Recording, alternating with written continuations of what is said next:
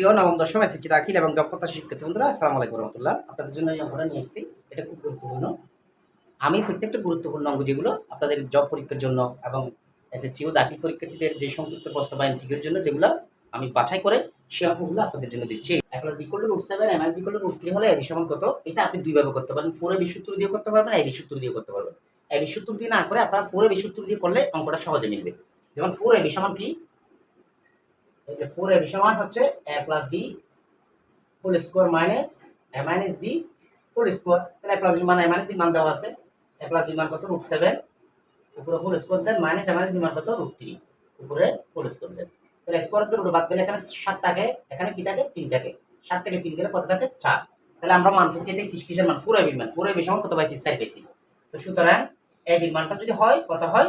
উপরে 4 নিচে কত হবে? 4 সমান কত হয়? 1। সুতরাং এ এর মান হচ্ছে আমরা কত? 1।